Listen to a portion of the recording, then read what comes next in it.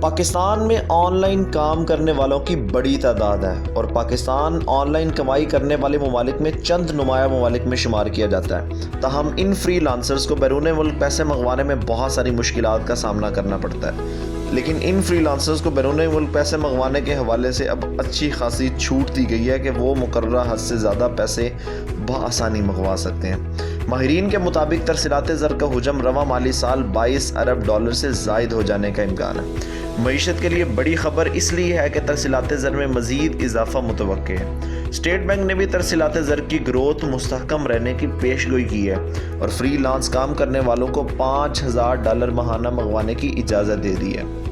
State bank کے اس عمل سے $1 ارب سے زائد کی ترسیلات اضافی حاصل ہونے کا امکان ہے۔ پہلے فری لانس کام کرنے والوں کو $1500 منگوانے کی اجازت تھی۔ مرکزی بینک کی اس اجازت سے ترسیلات میں نمایاں اضافہ ہوگا۔ گزشتہ روز وزیر اعظم عمران خان سے منی گرام انٹرنیشنل کے وفد کی ملاقات میں وزیر اعظم نے کمپنی کی ملکی معیشت میں دلچسپی اور کاروبار کے فروغ کی خواہش کا خیر مقدم کیا اور وزیر اعظم نے رواں مالی سال ترسیلات میں نمایاں اضافے کے متعلق وفد کو آگاہ کیا۔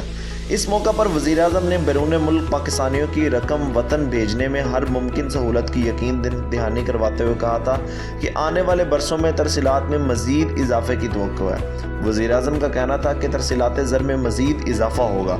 رواں مالی سال کے پہلے 4 ماہ میں ترسیلات زر کا حجم $7 ارب 45 کروڑ رہا، جبکہ ماہرین کے مطابق ترسیلات زر کا حجم رواں مالی سال $22 ارب سے زائد ہو جانے کا امکان ہے۔